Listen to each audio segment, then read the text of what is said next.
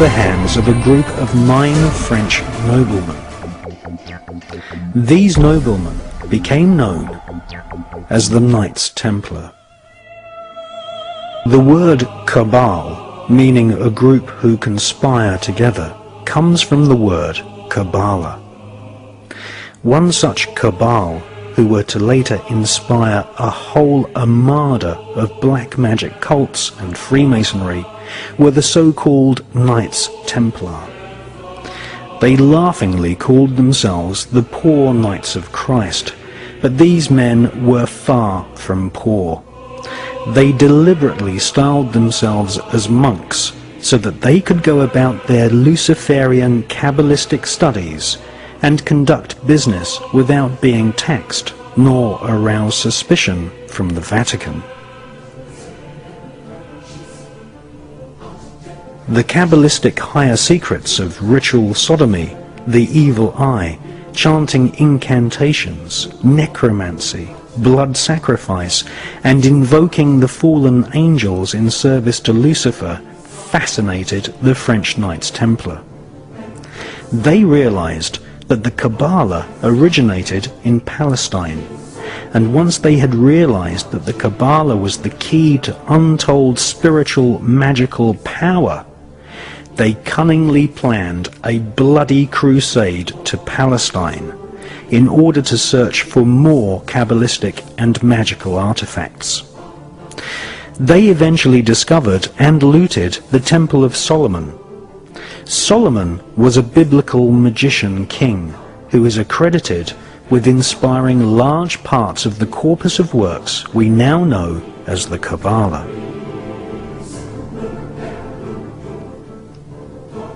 The Knights Templar arrived in Palestine with one main goal: to stop the Muslims from gaining any knowledge about the Kabbalah. Knights Templar, once they had discovered the magical teachings of the Kabbalah, were dedicated utterly to destroying its origins so that they might hold its secrets exclusively. After 200 years of Kabbalistic magic and bloodthirsty crusades, wantonly murdering children, women, and engaging in ritualized sodomy, the French Knights Templar were rounded up, tortured, and executed.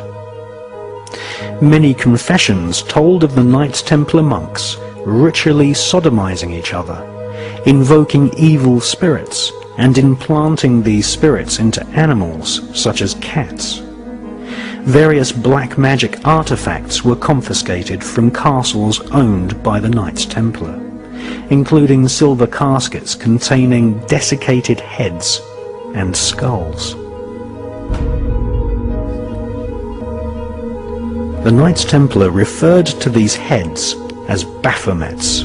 They were placed at the center of a round table. Templars would then conduct a seance invoking the spirit of Lucifer to speak through the head. The most damning information exposed them as anti-Christs. Several Knights Templar confessed that the image of Jesus was spat upon and trampled during Kabbalistic rituals, a satanic tradition which is still practiced to this day at lodges of the Ordo Templi Orientis, which was once headed by Aleister Crowley. Many Knights Templar bribed their way out of prison and escaped to Scotland and the Mediterranean island of Malta. They first renamed themselves the Sovereign Knights of Malta, and then, after establishing trade routes to North America long before Christopher Columbus, they re-emerged in Scotland, calling themselves Freemasons. All versions of Freemasonry, Rosicrucianism, the Skull and Bones, the Palladian Rite of Freemasonry, Co-Masonry, Scottish Rite Masonry, the Ku Klux Klan, and Crowley's Ordo Templi Orientis are derived from the original Kabbalistic rituals of the Knights Templar.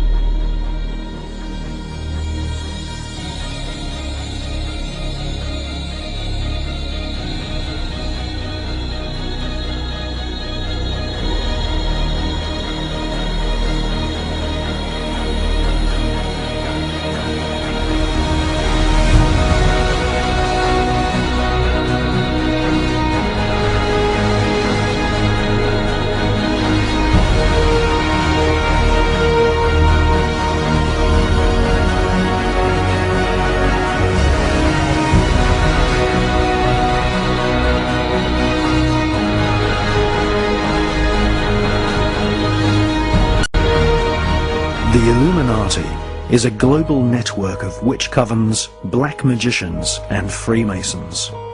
They use a secret code of numbers and words to communicate the plan to one another. They hold rituals right in the heart of the British Parliament and Washington, D.C. The Illuminati have designed the United States as the headquarters headquarters for their barbarous plan to bring about the apocalyptic prophecies of the Antichrist. I don't have a lot to respond except the fact that I am past master of my lodge and a Freemason. I'm very proud of the fact, and I think it's interesting to listen to a debate that says that points toward Freemasonry as an occult when 36 of the 50 signers of the Declaration of Independence, all of the generals in Washington's army, and everyone who's participated in the Revolutionary War were basically Freemasons. And if you look at how the foundation of the country was put together, it's on Masonic principles. I think it's certainly an interesting debate that's probably not appropriate in this public forum, but I would certainly encourage people that have a different viewpoint to study the Freemasonry organization a little closer.